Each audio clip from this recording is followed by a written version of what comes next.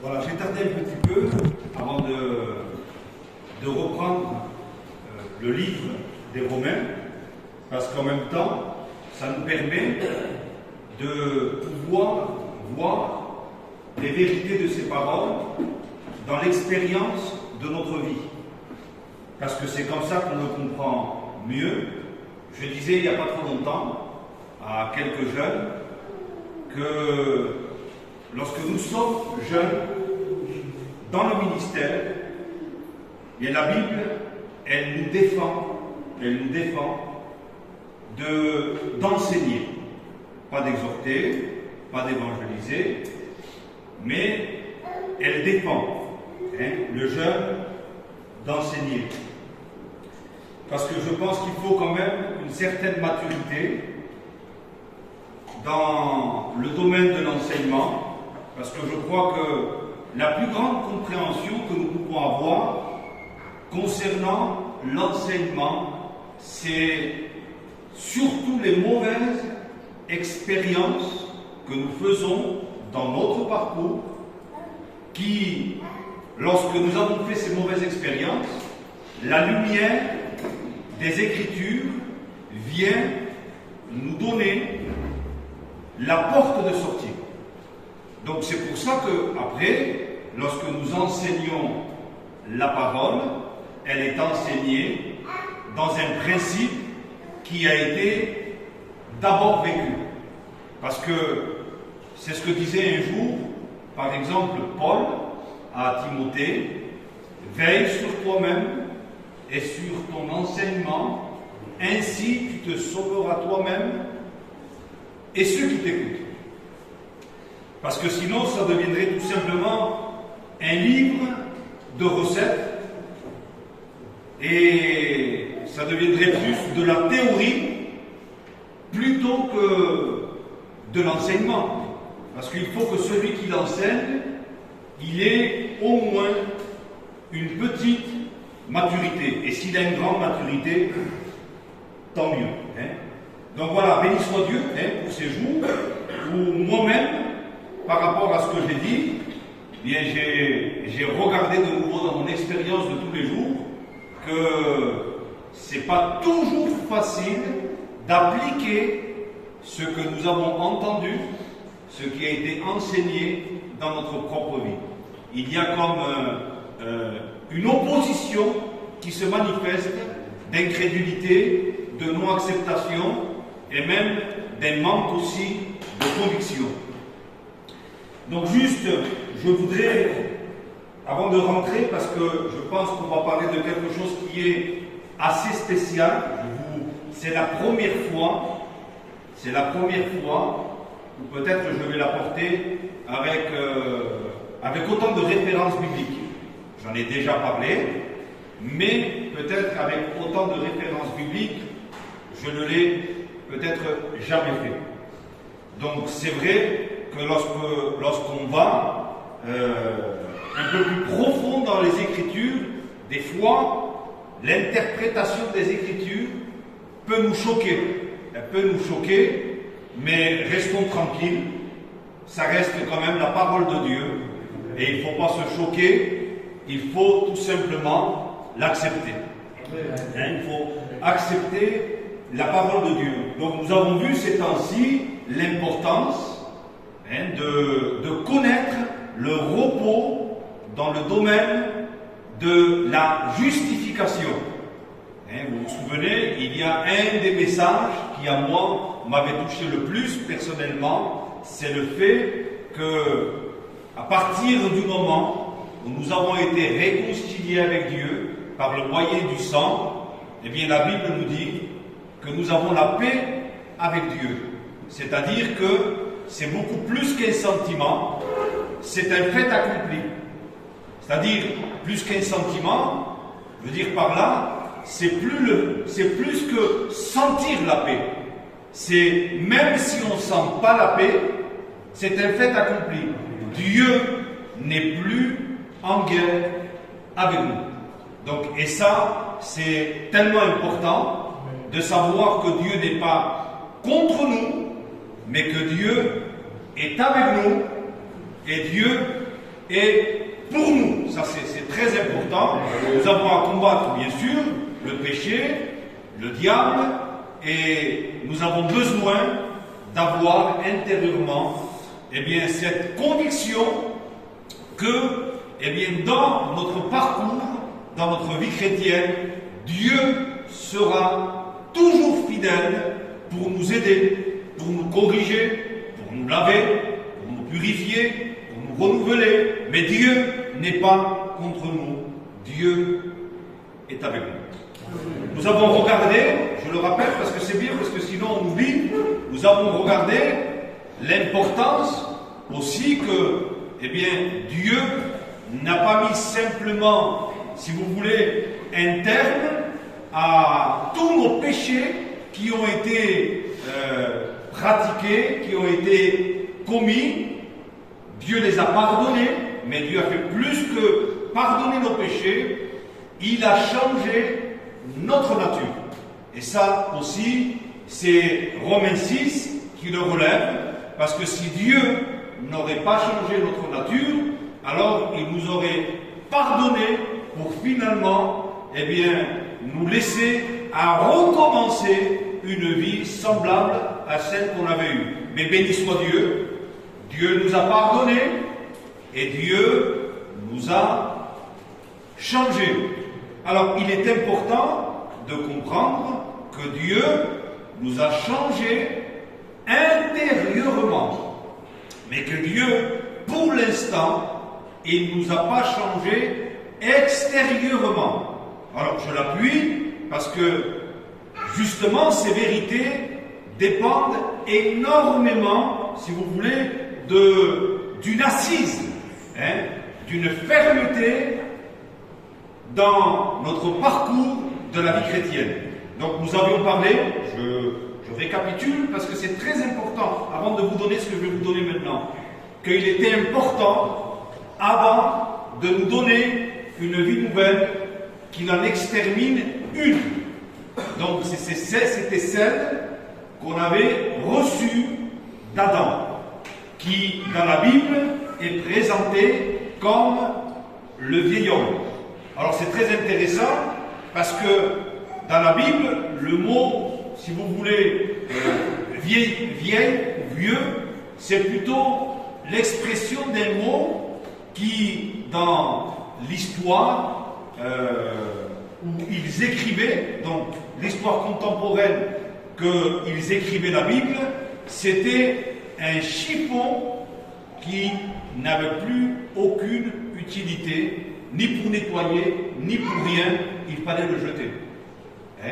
Donc, c'est-à-dire que Dieu, finalement, n'a pas pu utiliser notre vieil homme, il a fallu qu'il l'extermine complètement, et il l'a exterminé, donc, à la croix, dans la crucifixion.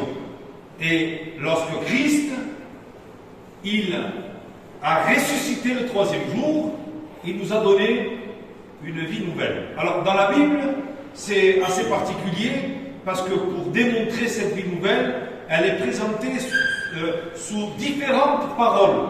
Vous avez la vie de résurrection, vous avez la vie nouvelle, naître de nouveau, vous avez être une nouvelle création, mais tout ça, ça veut dire la même chose.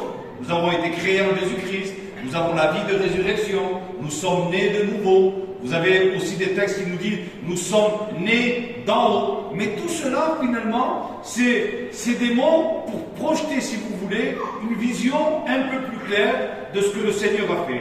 Donc Dieu nous a donné intérieurement une vie nouvelle qui est absolument semblable à celle de Jésus-Christ.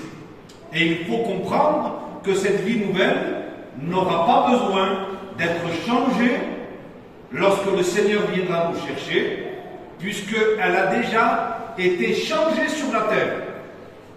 Par rapport au corps, puisque le corps, lui, n'a pas été changé, alors il ne peut pas rentrer dans le ciel. C'est pour ça que ceux qui meurent en Christ ne peuvent pas partir avec leur corps.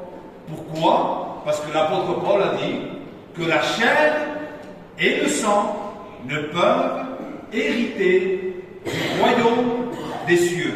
Alors, comment Dieu va faire pour nous donner notre corps? Eh bien, il dit qu'il va falloir qu'il change ce corps mortel, ce corps de corruption, ce corps infime.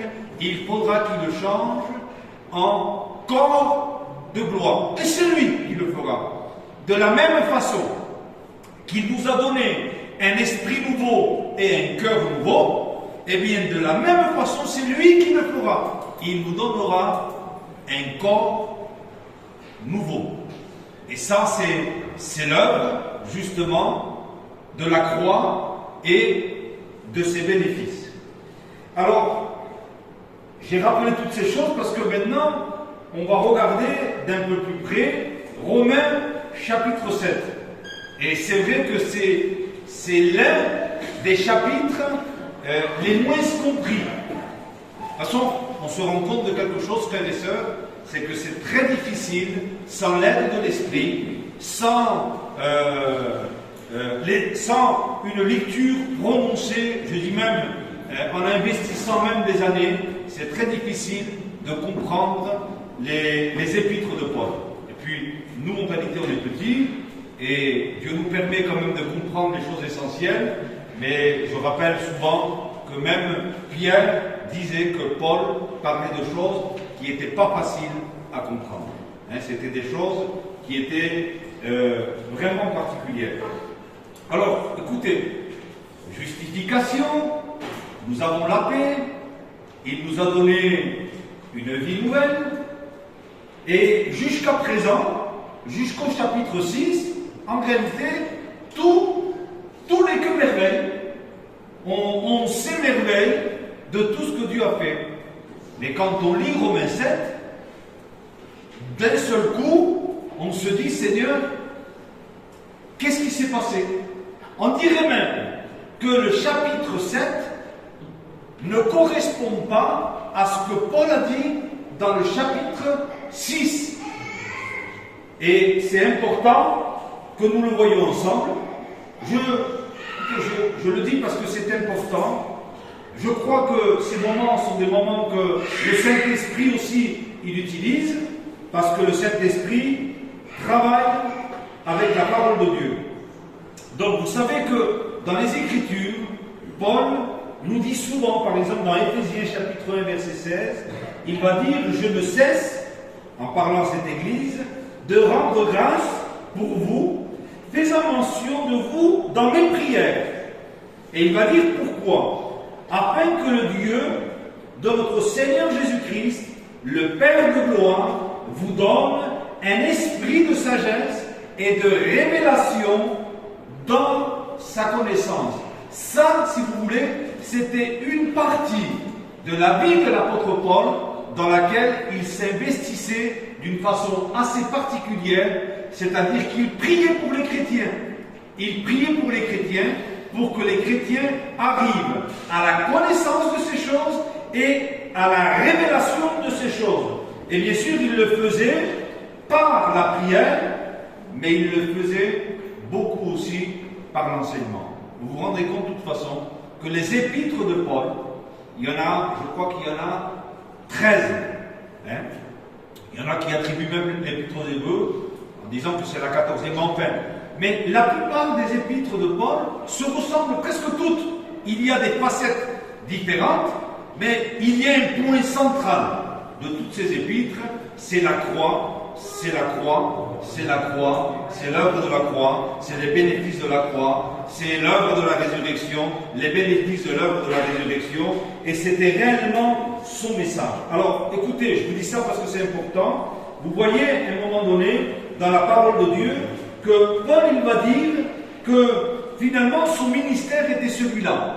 c'était d'amener tous ceux qui l'entendaient, aussi bien les inconvertis que ceux qui se convertissent, il les amenait à l'obéissance de la foi. Pourquoi? Parce qu'il est impossible de sortir de là où le péché nous a entraînés par un autre moyen que celui de la foi. Et vous voyez même qu'à un moment donné, il dit que le juste, il vivra par la foi. Dans Hébreux, au chapitre 11 et verset 6, il va dire même, or, c'est très important qu'on laisse ces textes nous envahir. Or, sans la foi, il est impossible de plaire à Dieu.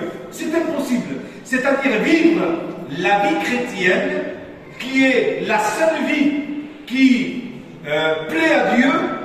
Il va dire que cette vie chrétienne, elle ne peut pas se vivre sans la foi. C'est-à-dire que c'est uniquement par la foi que cette vie qui est agréable à Dieu peut se vivre. Alors, essayer de la vivre en dehors de la foi ne mène nulle part, parce que c'est seulement par la foi que cette vie chrétienne peut se manifester dans nos vies et qu'elle peut aussi être agréable à Dieu. Et dans Romains chapitre 10, verset 17, il nous est dit que la foi, écoutez bien, la foi vient de ce qu'on entend, et ce qu'on entend vient de la parole de Dieu. Alors, ça c'est très important que nous comprenions, frères et sœurs, que si nous ne faisons que vivre. Alors, moi je connais l'Église, je fais partie de ceux qui, les plus jeunes bien sûr, il y a eu le père de l'œuvre, mais il y a eu aussi Joaquin et d'autres frères, et j'en fais partie, donc à ma mesure à moi, des frères serviteurs qui ont beaucoup enseigné la prière et qui ont donné à la prière l'importance qu'elle a, du moins c'est ce qu'on a essayé de faire, parce que la prière a une grande importance. Mais il y a un équilibre qui est celui-là. Ce n'est pas dans la prière, qu'on va recevoir les lumières de Dieu. Parce que les lumières de Dieu, elles sont dans la Bible, dans la parole de Dieu. La prière, finalement, c'est là où le Saint-Esprit nous rejoint pour nous rappeler ce qui est écrit. Alors, dans la prière, on peut recevoir des convictions fortes, mais il faut savoir que c'est le Saint-Esprit qui nous donnera ces convictions. Mais si le Saint-Esprit n'a pas dans notre mémoire, à sa disposition, la Bible, lue, présentée, je crois que nous donnons au Saint-Esprit une tâche difficile. C'est pour ça que Jésus est resté quand même 3 ans pour leur dire à la fin, avec les apôtres, le Saint-Esprit vous rappellera tout ce que je vous ai enseigné. Alors, les frères, c'est important de savoir que la foi, c'est écrit, elle vient de ce qu'on entend, et ce qu'on entend, c'est la parole de Dieu. C'est-à-dire que tous les bénéfices, écoutez bien, tous les bénéfices donc, qui concernent la croix sont écrits dans un livre qu'on appelle la Bible. Alors Dieu peut nous donner ces bénéfices uniquement si ils nous sont présentés. Vous vous rendez compte que même pour le salut, il dit comment croiront-ils si personne ne leur prêche? C'est écrit. Ils vont croire à n'importe quoi. Mais dès que l'évangile est présenté, le Saint-Esprit intervient et c'est lui qui va donner la foi au travers de la parole. Vous comprenez? Donc, négliger des réunions comme ça, au point, je le dis dans l'amour, au point de déséquilibrer les choses et en disant on n'a pas besoin de nous réunir pour écouter la parole, ce qu'on a besoin c'est de prier. Non, on a besoin de prier, mais nous avons besoin aussi de la parole. Sinon c'est du déséquilibre. Et je vous le dis avec vérité, si jamais, il y aurait de telles pensées, il faut les rectifier avec l'enseignement des Écritures. Et tout d'abord, je vous dis quelque chose. Il ne peut pas y avoir de véritable connaissance en dehors de ce qui est écrit. C'est même dangereux de vouloir connaître les choses de Dieu en dehors de ce qui est écrit. Ça commence toujours par la parole. La connaissance et la foi nous parvient de la parole. Alors écoutez, donc Dieu nous présente les Écritures pour que lorsque nous les voyons, elles nous communiquent la foi et qu'au travers de la foi, nous puissions saisir ces choses parce que tout s'obtient par la foi, et écoutez bien, et tous les bénéfices se maintiennent dans la foi. Donc, nous avons besoin de la foi pour saisir les bénéfices que Christ nous a donnés, mais nous avons encore besoin de la foi pour les maintenir. Hein? Peut-être qu'avec ce simple exemple, on peut comprendre que Pierre est sorti par la foi, il a marché dans l'eau, mais c'est vrai qu'il a saisi cette parole, viens, mais de suite après, il ne s'est pas maintenu dans la foi et il a coulé. Ça veut dire tout simplement que nous avons besoin de saisir ces choses par la foi, et peut-être que c'est la chose la plus difficile, c'est maintenir ces choses dans la foi. Donc il est important, je dis juste ça, maintenant je vais rentrer, parce que si je ne présente pas ça, on va regarder les choses comme une théologie ou des informations, et honnêtement, moi ça me révolte même intérieurement, parce que Dieu n'est pas un philosophe. Sa parole est vivante. Amen. Sa parole est la vérité. Amen. Sa parole ne trompe pas. Alors dans Nombre chapitre 23 verset 19, il nous est dit, Dieu n'est pas un homme pour mentir. C'est avec la bouche et comment, hein? Surtout. Hein? Dieu n'est pas un homme pour mentir, ni un homme pour se repentir. C'est-à-dire que Dieu ne se refait pas. On entend dans ça que Dieu ne se refait pas dans le sens que finalement ce qu'il a dit, il n'a pas le pouvoir de l'accomplir. Non, Dieu dit, et Dieu ne se repent pas, il y va jusqu'au bout. Et je l'ai dit, mais j'ai le pouvoir. Donc Dieu n'est pas un homme pour mentir, ni pour se repentir. Ce qu'il a dit, ne le fera-t-il pas? Ce qu'il a déclaré, ne l'exécutera-t-il pas? Donc, j'ai mis ici, la foi n'est pas de la psychologie, au point où on se ment à soi-même. Alors, par exemple, il y a des programmes de psychologie, de thérapie même, qui nous amènent à nous tromper nous-mêmes. C'est-à-dire que on se mentalise, on se ment à soi-même pour finalement éviter les difficultés que nous avons dans le corps. J'en sais rien. Vous avez, excusez-moi, hein, vous avez une douleur quelque part. Eh bien, tu te mentalises en disant, oublie, c'est pas vrai, c'est pas vrai, c'est pas vrai. Ça, c'est, vous savez, c'est finalement essayer de fuir une réalité en se mentant à soi-même. Et en se mentant, finalement, on arrive à oublier la douleur. Alors écoutez bien. C'est révoltant de pouvoir croire qu'on utilise la parole de Dieu pour se mentir.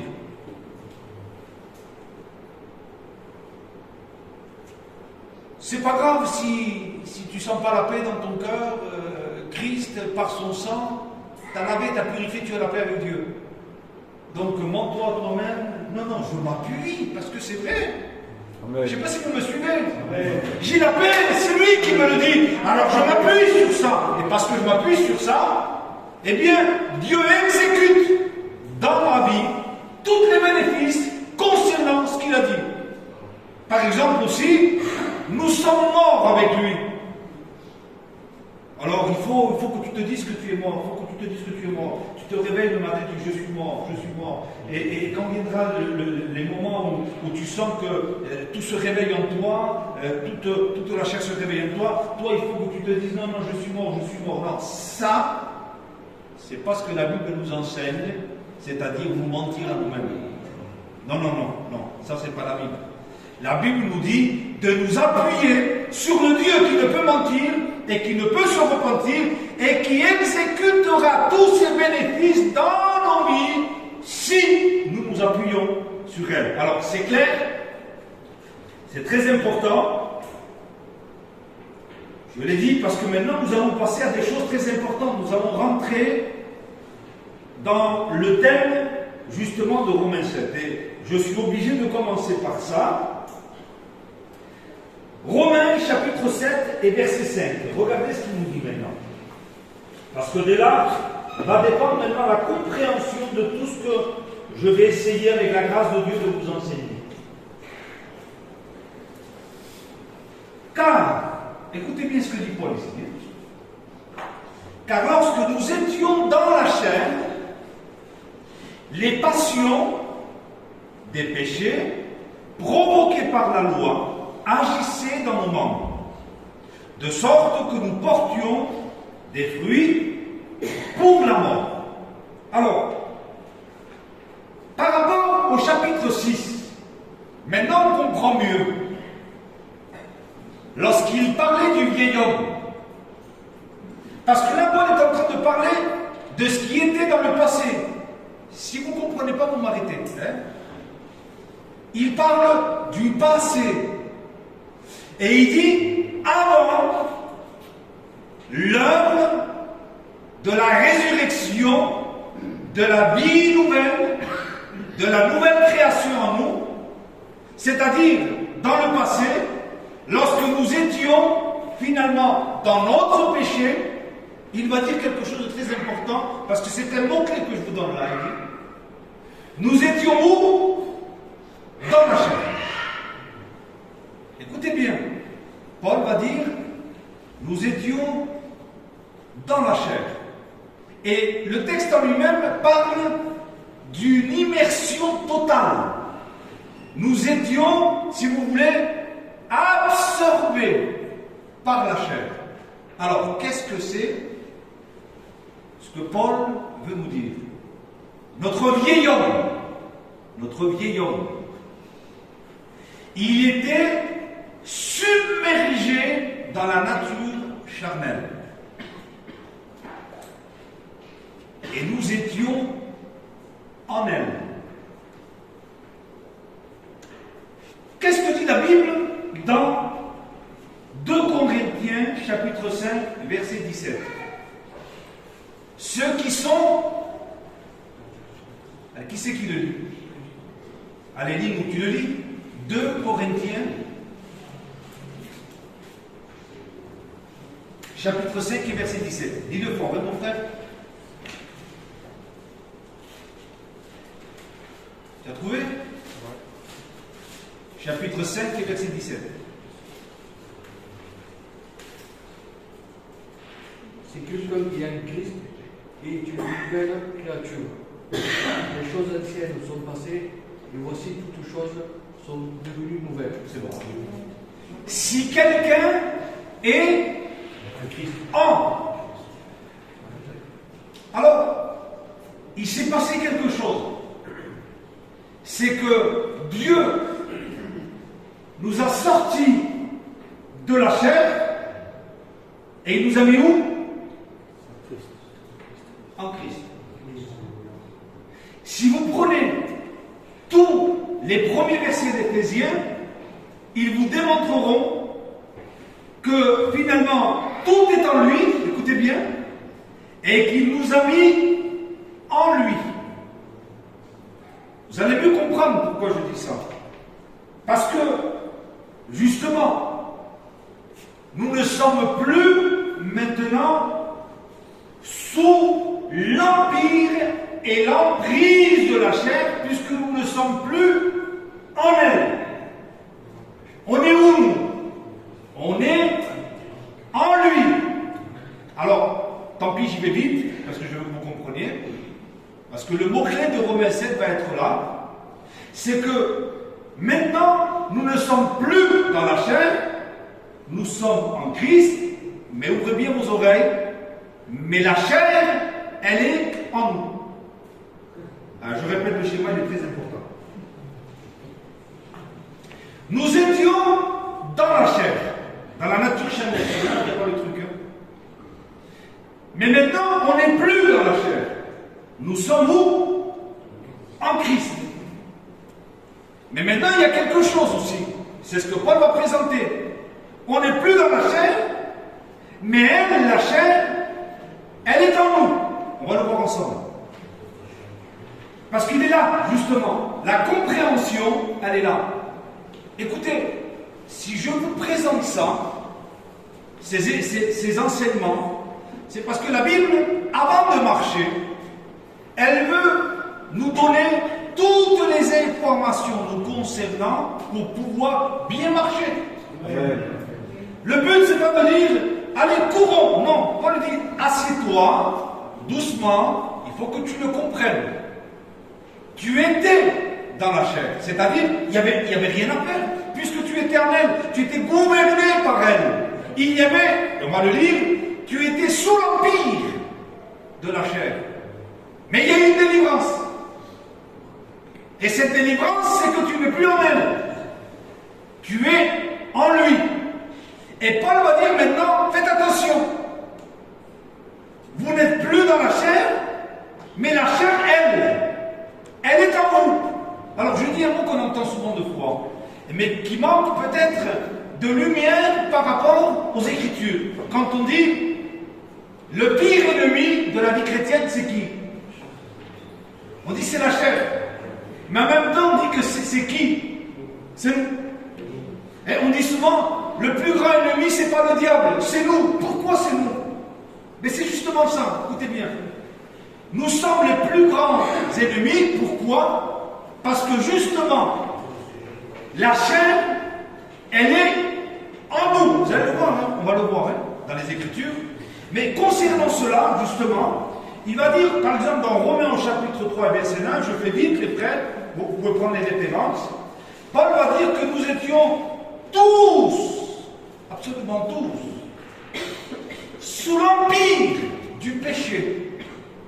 Ça veut dire que avant la nouvelle naissance, écoutez bien, avant la nouvelle naissance, il y avait une domination sur nous. Comme nous étions dans la chair, nous étions aussi sous l'empire d'une domination qui s'appelle la domination du péché. Et finalement, qu'est-ce qu'on était? Esclaves. Retenez bien ce mot, parce que Paul va l'utiliser beaucoup. Nous étions esclaves. Nous étions sous l'empire. Nous étions sous la domination. Il va dire dans Romains chapitre 5 et verset 21 afin que comme le péché a régné, notez bien encore ce mot, le péché dans notre vie n'était pas un opposant, non, non. Le péché régnait. Et toute la différence est là. C'est-à-dire qu'on ne pouvait même pas s'opposer au péché. Le péché est une puissance, non pas opposante, mais qui régnait. Il va dire à un moment donné aussi, dans Romains chapitre 5 et verset 17, que à cause du péché, écoutez bien, il dit que la mort, elle régnait. C'est-à-dire que, encore une fois, je dis c'est bon parce que c'est important, la mort n'était pas une opposition. Elle régnait. De la même façon, écoutez bien, de la même façon que quand une personne, physiquement, doit décéder et qu'il n'a aucune puissance contre la mort, ainsi en était-il avec notre âme et notre esprit. C'est-à-dire, on ne pouvait pas lutter contre la mort qui s'était installée. On était réellement mort dans notre péché, bien plus, on ne pouvait pas sortir, et cela régnait. Écoutez bien maintenant, je vais y aller vite. Dans Romains, au chapitre 5 et au verset 14, il nous est dit qu'il y a eu un temps de Adam jusqu'à Moïse, où la loi, les 10 commandements, n'avaient pas été donnés. Donc ça veut dire qu'il n'y avait rien de bien concret pour démontrer que l'homme était dans le péché, sous l'empire du péché et sous la mort.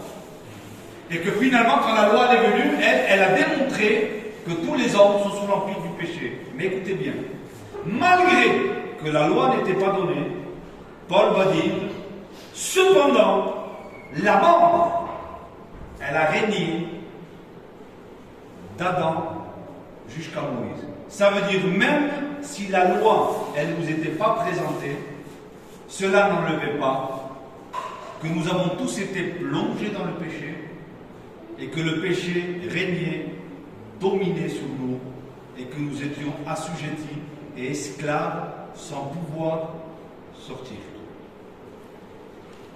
Maintenant, je reviens au mot-clé que je vous ai dit et on va le lire progressivement. D'accord, les frères? Donc, je ne suis plus dans la chair, je suis en Christ, mais tu viens de me dire, Antonio, quelque chose, et toutes les Écritures nous le montrent, que elle, quand même, la chair, elle est en moi. Elle est en moi, écoutez bien. Et je ne suis plus en elle. Ça veut dire quoi, avant de lire ça? Sa puissance, son règne est toujours présent, mais son pouvoir a été brisé. Vous avez entendu? Je le répète parce que c'est important. La présence du péché, la présence de ce règne, la présence de cette domination, elle est toujours là, mais elle est brisée par l'œuvre de la croix, parce que je ne suis plus en elle, je suis en Christ. Amen. Mais ce n'est pas parce que je suis en Christ qu'elle n'existe plus. Son pouvoir est là, son règne est là, mais sa capacité de me gouverner, elle n'existe plus. Alors, Paul va dire quelque chose, et on va le lire progressivement. Il va parler justement de ce qu'il est en Christ, et il va parler de la chair qui est en lui. Et il va dire comme ça. Verset 15 du chapitre 7 et verset 15. Hein? Alors je vais le lire, vous allez voir, c'est extraordinaire, parce que ça nous aide énormément. On va lire plutôt verset 15. Voilà, verset 15. Car je ne sais pas ce que je fais, je ne fais point ce que je veux, et je fais ce que je hais. Alors ici j'ai mis, or, je ne fais point ce que je veux. C'est-à-dire que Paul dénote intérieurement qu'il y a un désir concernant les choses de Dieu, et il dit qu'il sent en même temps que ce désir est opposé. Il dit, car je ne sais point ce que je fais, mais je fais ce que je ne veux pas, et je fais ce que je hais. Il va dénoter deux choses. Il va dénoter qu'il a un désir pour les choses de Dieu, et en même temps, il a de la haine pour quelque chose, écoutez bien, qui existe en lui. Vous allez bien le comprendre, on verra. Il sent l'opposition. C'est-à-dire qu'il sent en lui, intérieurement, dans sa vie intérieure, c'est ce que vous avez tous les chrétiens, un désir de vivre avec Dieu dans la sainteté, de vivre, vous rêvez même d'être des hommes et des femmes de Dieu, mais en même temps, il sent une opposition en lui pour laquelle il en ressent même de la haine. Écoutez bien, frères et sœurs, il est très important de le comprendre ça. Il n'existe pas un seul pécheur qui n'est pas passé par la nouvelle naissance qui a un sentiment de haine pour le péché. Ça n'existe pas. Ça n'existe pas. Il est bien en train de parler de la nouvelle nature qu'il a en lui, qui est semblable à celle de Jésus, et par laquelle le Seigneur lui a dit qu'il a été loin parce qu'il a aimé la justice et parce qu'il a haït l'iniquité. Et l'apôtre Paul ici est en train de dire qu'intérieurement, il ressent de la haine pour le péché. Et quelque part, vous allez le voir progressivement, cette haine, progressivement, il va la faire sentir contre lui-même. Parce qu'il sent finalement que cette opposition, elle est en lui. Verset 17, il va dire: et maintenant, écoutez bien, le verset bizarre, hein? Et maintenant, ce n'est plus moi qui le fais. Autrement dit, ce n'est pas moi qui produis ces choses. Et là, il est en train de parler de quoi? Il est en train de parler de sa vie intérieure. Il dit, c'est pas moi qui produis cette opposition. Vous avez un texte, par exemple, dans la parole de Dieu qui nous est dit que celui qui est né de Dieu ne pratique pas le péché. Je crois que c'est 1 Jean, je l'ai marqué ici, 1 Jean, chapitre 3, je crois, verset 9. Il va dire, Jean, que celui qui est né de Dieu, il ne pratique pas le péché, et il ne peut pécher, c'est-à-dire il ne peut pas produire de son intérieur quelque chose d'opposant à la nature de Dieu, puisque lui-même a une nature semblable à celle de Dieu. Et il dit ici, au verset 17, ce n'est plus moi qui le fais, donc il parle de son homme intérieur, écoutez bien maintenant, mais c'est le péché qui habite en moi. Alors je sais qu'il y a des gens qui sont tellement spirituels et qui vont dire, oh, mais Paul là il parlait quand il était inconverti. Attention, Paul n'a pas dit que le péché le gouverne. Et le mot habiter veut dire, en grec, il est à côté de moi. Il veut dire, sa présence, elle est là. Par exemple, je vous pose une question parce que c'est important. Qui c'est qui n'a pas d'orgueil? C'est normal. Sinon tout le monde le tue. Mais bien sûr que j'ai de l'orgueil. Et je bénis Dieu de savoir que j'ai. Vous l'avez de temps en temps ou vous l'avez en permanence? Moi je l'ai en permanence. Dès qu'on vous fait une remarque, qui c'est qui a de l'impatience? Ou qui c'est qui n'a pas d'impatience? Dès que les choses tardent, vous sentez de l'impatience. Qui c'est qui ne s'énerve jamais? Qui c'est qui n'a jamais de colère? Alors, est-ce que ces choses nous visitent ou est-ce qu'elles vivent avec nous? Est-ce que l'orgueil est un péché?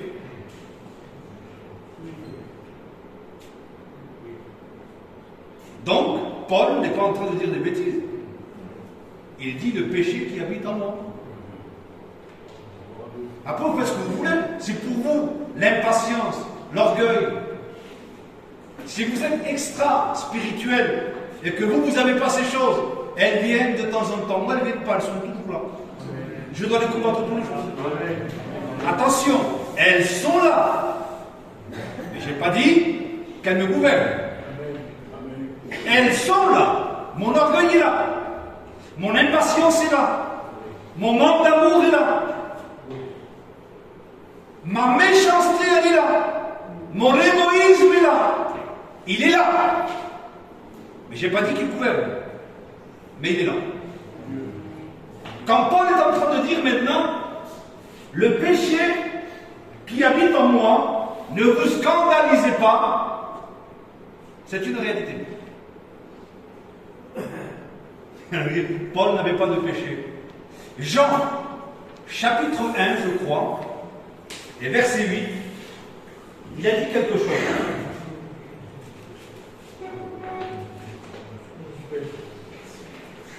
Si nous disons, c'est pas là, ce n'est pas Paul qui le dit, c'est Jean. Si nous disons que nous n'avons pas de péché, nous nous séduisons nous-mêmes Et la vérité n'est point en nous. Si nous disons que nous n'avons pas de péché. Est-ce que Jean a dit, si quelqu'un dit qu'il ne vit pas dans le péché? Non, il n'a pas dit ça. Il y a une différence d'avoir la présence du péché en nous et de vivre dans le péché. Jean n'a pas dit, si quelqu'un dit qu'il ne vit pas dans le péché, c'est un menteur. Non, il a dit, si quelqu'un dit qu'il n'a pas de péché. Paul a dit, le péché qui habite en moi.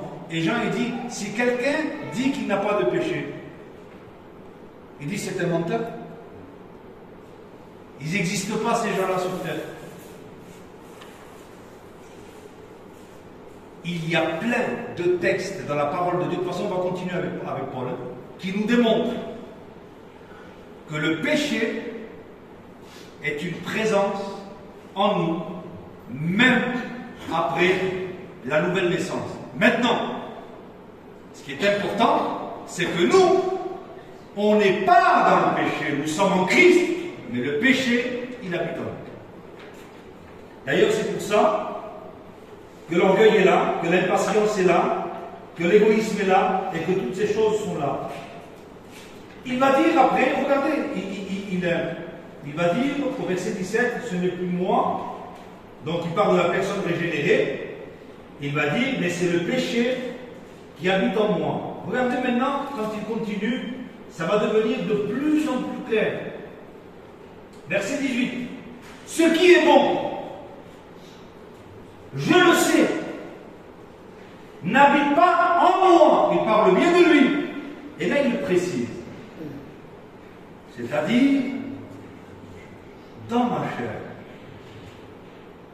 Il n'a pas dit que ce qui est bon n'habite pas dans son esprit, dans son homme intérieur.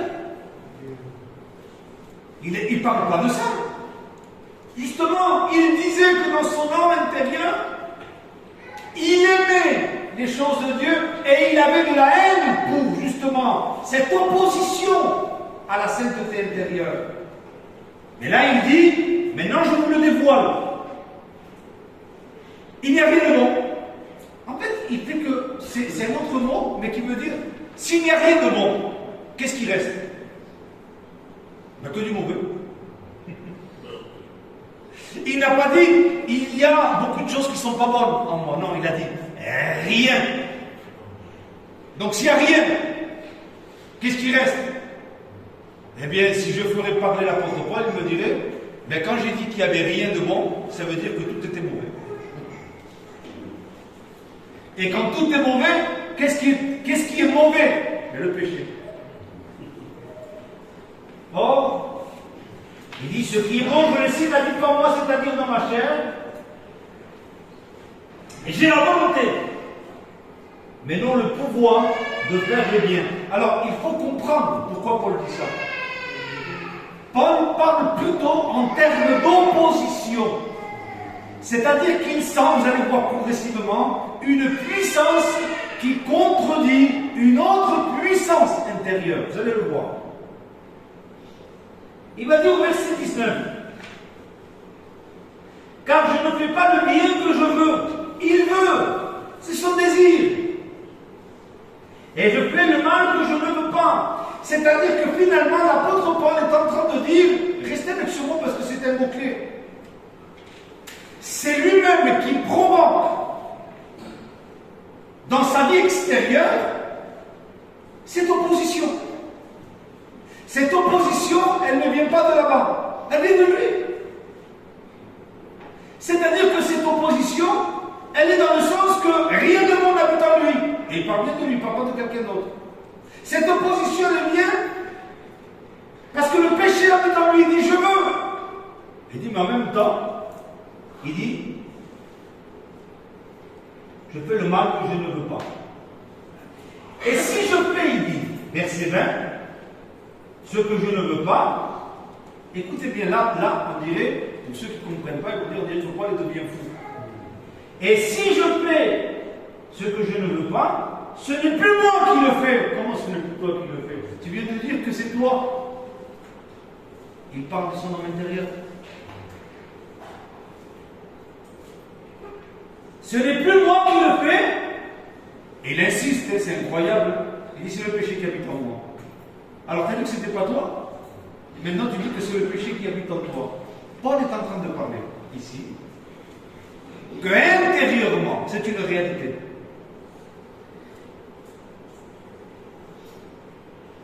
Il veut absolument la sainteté et il va dire, et si je fais ce que je ne veux pas, il ne le veut pas de son intérieur. Il dit, ce n'est plus moi, l'homme intérieur. Enfin, il est en train de dire, c'est ma partie extérieure qui sera en opposition. Est-ce que vous arrivez à suivre jusqu'à présent ou c'est compliqué? Parce que si vous êtes chrétien, et je le crois, normalement vous devez vous retrouver dans ce que Paul disait. On continue. Verset 20. Verset 21. Je trouve donc en moi cette loi. Vous rappelez ce que je vous ai dit? On n'est plus dans la chair, mais la chair, elle est où? En nous. Je trouve donc en moi, et pas moi en elle, mais elle en moi, cette loi. Quand je veux faire le bien, le mal est attaché à moi. Encore une fois, en grec, le mal est attaché, ça veut dire sa présence, pas sa domination, dans le sens où elle me domine. Et la présence du mal, il va dire, elle est attachée en moi. Verset 22. Car je prends plaisir à la loi de Dieu, et là de nouveau il le précise, selon l'homme intérieur. Vous avez vu? Dans la chair, c'est l'opposition. Dans l'homme intérieur, il dit, le texte en grec, plaisir, il dit qu'il sent des réjouissances débordantes. Vous avez vu? Des fois, vous êtes abattu spirituellement. Si vous êtes né de nouveau, vous écoutez un homme de Dieu qui vous prêche avec onction, et d'un seul coup, vous sentez des fleurs en vous. Mais j'étais mal il y a deux. Parce que tu as la vie nouvelle. Et cette vie nouvelle, au contact de l'onction, elle se ranime. Et d'un seul coup, tu dis, Seigneur, pardon. Seigneur, je veux être un homme de Dieu, je veux être une femme de Dieu. Mais pourquoi? Parce qu'il t'a donné une nature nouvelle. Et il m'a dit, car je prends plaisir à la loi de Dieu selon l'homme intérieur. Écoutez maintenant, il va dire, mais je vois dans mes membres une autre loi qui lutte contre la loi de mon entendement, c'est-à-dire qui lutte contre la loi de mon homme intérieur. En grec, ça veut dire ça. Alors, il sent une loi sur son corps, mais il sent en même temps une loi intérieure. Mais il va dire que cette loi, donc extérieure, elle lutte contre sa loi intérieure. Parce que nous avons reçu en nous la loi de l'esprit de vie. Mais la loi du péché, elle est présente là, dans notre corps. Alors, je veux faire attention parce que ça peut être mal traduit. Le corps n'est pas à être frappé, tué. Non, le corps, il peut servir Dieu. Mais sur notre corps, qui n'est pas encore régénéré, mais qui est irrégénéré, il y a une puissance sur lui. Ça ne veut pas dire que cette puissance, si vous voulez, rend les membres de nos corps, ou notre corps, dans l'impossibilité que Dieu l'utilise. Non, non. Ce corps, Paul disait, je le traite durement assujetti. Pourquoi? Il dit, parce qu'il s'opposait à ce que cette puissance qui était sur son corps l'amène loin de Dieu. Et il prenait le dessus sur la puissance qui voulait s'exercer sur son corps pour faire de son corps des instruments de justice. C'est-à-dire que ma bouche, elle va bénir Dieu. Mes yeux, ils vont bénir Dieu. Ce que j'entends avec mes oreilles, ça va être pour Dieu. Ma marche, elle ne va pas y aller n'importe où. Elle va y aller dans les réunions de prière. Elle va y aller là pour faire. Donc, même s'il y a une puissance sur elle, puisque la puissance qui est en nous intérieurement est plus grande que la puissance extérieure, nous pouvons même nous servir de ce corps de mort pour qu'il soit un instrument de justice entre la main de Dieu. Mais enfin, le sujet n'est pas là. Le sujet est que Paul dit qu'il voit dans ses membres une autre loi qui lutte contre la loi de son homme intérieur et qui le rend captif de la loi du péché qui est dans ses membres. Alors quand il dit qu'il le rend captif, en grec ça veut dire, je ne vous donne pas les mots en grec, mais je vous donne la définition, c'est que finalement il y a une puissance qui s'exerce sur notre corps qui n'est pas régénéré, qui préfère le péché, qui préfère se rendre au péché plutôt que d'obéir à Dieu. C'est ça ce que je veux dire. C'est-à-dire que quand la nature charnelle, cette puissance, elle se manifeste en nous, le corps a une préférence. Allez, je vais y aller vite, pour que vous compreniez. Excusez-moi, je suis obligé. Il y a une affiche qui n'est pas belle. Allez, je dis juste ça.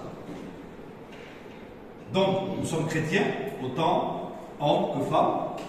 Nos yeux, ben, la Bible dit, je ne mettais rien de mauvais devant mes yeux. Quand il y a une affiche mauvaise, vous l'avez regardée une fois, et vous allez sentir une attraction de nos yeux à vouloir, même si on n'en a rien à faire, mais vous allez sentir une attraction qui veut la regarder une deuxième fois. Parce qu'il y a une puissance qui s'exerce sur notre corps, dans lequel notre corps est plus favorable au péché qu'à l'obéissance. C'est ça ce que Paul veut dire. Paul dit qu'il sent dans ses membres finalement une loi qui le rend captif. C'est-à-dire qu'il voit l'affiche, il dit non Seigneur, mes yeux, ils sont pour voir que les choses saintes. Mais vous allez sentir un tiraillement. Et finalement, le corps préfère se rendre, si vous voulez, à la nature charnelle plutôt que se rendre à la nature de l'esprit. Alors Paul disait, puisque c'est comme ça, je te tiens durement assujetti. Il exerçait sur son corps la puissance du Saint-Esprit. Alors il va terminer comme ça. Je sais que peut-être beaucoup n'ont pas compris, mais je finis juste avec ça, frère. Misérable que je suis, il va dire. Qui me délivrera de ce corps de mort? Vous savez ce qu'il est en train de dire, Paul? Il est en train de dire, si Dieu me délivre de ce corps, je n'ai plus aucun problème avec le péché. C'est ça ce qu'il est en train de dire. Il est en train de dire, si Dieu me sortirait de ce corps, je n'ai plus absolument aucune opposition. Alors il dit, qui me délivrera de ce corps? Comme en disant, si je suis libéré de ce corps, dans lequel une puissance de péché s'exerce et habite aussi, puisqu'elle est présente continuellement, il dit, si je suis délivré de ce corps, il dit, il n'y a plus d'opposition. Et c'est entièrement vrai, parce que quand nous aurons notre corps de gloire, il n'y aura absolument plus aucune opposition. Écoutez, je vous dis ça, j'en ai parlé vite fait aujourd'hui, je vous en parlerai. Dans la sanctification, il y a trois branches de sanctification. Vous avez la sanctification positionnelle. Vous avez la sanctification progressive et graduelle. Et vous avez la sanctification finale. Je ne vais pas vous expliquer ça maintenant. Juste, qu'est-ce que c'est la sanctification finale? L'œuvre qu'il a commencé en vous. Qu'est-ce qu'il a commencé? Il m'a régénéré. Il m'a donné un cœur nouveau. Il la rendra parfaite pour le jour de son avènement. Qu'est-ce que c'est? C'est la sanctification finale. C'est-à-dire que Dieu nous donnera un corps qui, lui, ne sera plus opposé à la nature divine, ni à la nature de la sainteté. Bien au contraire, nous serons tels que Jésus. Voyez? Donc, et ça, c'est la sanctification finale, c'est-à-dire ce n'est pas nous à changer notre corps, on n'y arrivera pas, c'est lui qui le changera. Hein? Donc, Paul dit, si je serais délivré de ce corps, il dit, ça y est, je vivrai constamment dans la sainteté. Et il a la réponse. Voilà la réponse pour son parcours sur la terre. Ainsi donc, Et là, il parle au présent, c'est important. Je suis par l'entendement, dans l'homme intérieur, esclave de la loi de Dieu. Et c'est un présent qu'on ne peut pas enlever tant que notre corps ne sera pas changé. Et je suis par la chair esclave de la loi du péché. Ça veut dire quoi?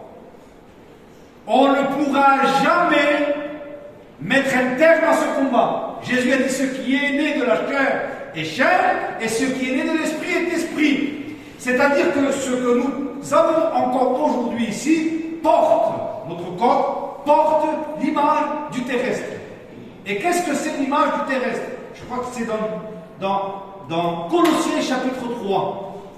L'image du terrestre, c'est l'image d'Adam. Il reste en nous encore quelque chose d'Adam.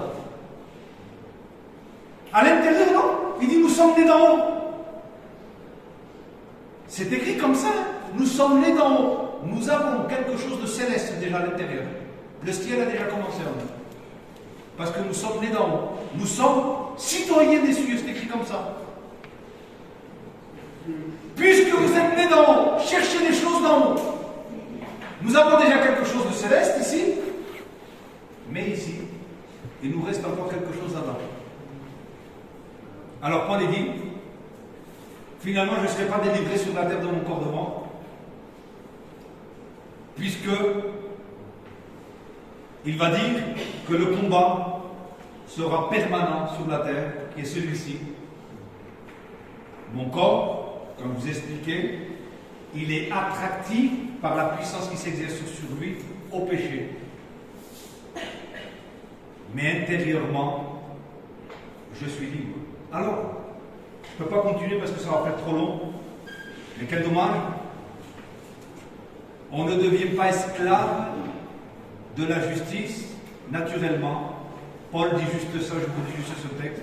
Je crois que c'est dans le chapitre 6 où il est dit « Étant affranchis du péché, nous sommes devenus esclaves. » Et le mot est important. Devenus. Et quand Paul il dit ici, je suis par l'entendement esclave de la loi de Dieu, il est devenu. Alors, c'est très important de noter, les frères, ne vous faites pas du mal au-delà. Quand vous sentez en vous ces pressions opposantes, vous êtes libre du pouvoir du péché, pas de sa présence. C'est-à-dire que par la communion, par la foi en Christ, c'est un autre message, on pourra aussi avoir, nous pouvons briser le pouvoir charnel qui habite en nous. Pourquoi? Parce que la loi de l'esprit de vie m'a affranchi de quoi? De la loi du péché et de la mort. Alors, c'est vrai que le péché, vous avez vu, c'est dur à combattre contre l'orgueil, c'est dur à combattre contre l'égoïsme, c'est dur à combattre contre l'impatience, c'est dur à combattre contre notre caractère. C'est vrai, mais bien sûr, la puissance qui s'exerce du péché sur nous est quelque chose qui est plus fort que nous. Il n'y a que le Saint-Esprit qui peut remporter la victoire sur la puissance du péché. Et Paul, dans le chapitre 8, il en parlera. Il dit que la loi de l'esprit de vie m'a affranchi de la loi du péché et de la mort. Je ne vais pas plus loin parce que ça serait trop compliqué après. Mais je pense que il y a beaucoup de choses qui ont été dites. Et s'il y aurait peut-être juste une question, une compréhension ou une mal-compréhension,